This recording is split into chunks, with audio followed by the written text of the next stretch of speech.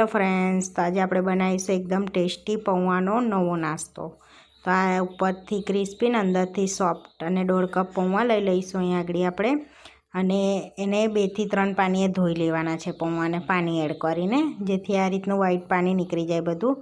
હવે એની અંદર પાણી એડ કરી 3 થી 4 મિનિટ માટે પલળવા દેવાના છે। તો પલળી જાય એટલે આ રીતે ગળણીમાં ગાળી લેવાનું છે અને બધું પાણી નિતારી લેવાનું છે। બધું પાણી નીતરી જાય એટલે એક બાઉલમાં એડ કરી દેવાનો છે।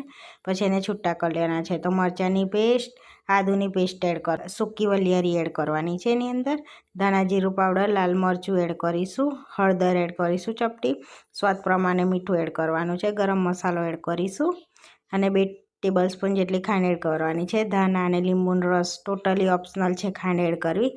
હવે એની અંદર થોડો ઘઉંનો લોટ એડ કરીશું અને સરસ બધું મિક્સ કરી દેવાનું છે। તો તલ ભૂલી ગયા છે તો તલ હવે એડ કરીશું આપણે એની અંદર। તો તલ એડ કરી દેવાના છે 2-4 ટેબલસ્પૂન જેટલા, અને થોડો લોટ એડ કરી પાણી એડ કરવાનું છે 2 ટેબલસ્પૂન જેટલું, નહીં તો તમારે એમાં બંધાઈ જતો હોય તો એમાં જ બાંધી લેવાનો છે લોટ। તો આ રીતનો સરસ એવો લોટ જેવું આપણે બાંધી લેવાનો છે। તો બંધાઈ જાય તો થોડુંક બેટર લઈને આ રીતે આપણે ટિક્કીનો શેપ આપી દેવાનો છે ગોળ રાઉન્ડમાં। આ રીતે આપણે બધી વારી લઈશું। તો નાની વારવાની છે। તો બધી વારી લીધી છે। તો અહીંયા તેલ ગરમ કરવા મૂક્યું છે, તો એડ કરી દઈશું બધી આપણે પૌવાના નવા નાસ્તાને। તેલ ગરમ થઈ જાય એટલે પછી ધીમા તાપે સરસ એને ગોલ્ડન બ્રાઉન થાય ત્યાં સુધીને આપણે એને તળી લેવાના છે। તો આ રીતનો ક્રિસ્પી થઈ જશે ઉપરથી।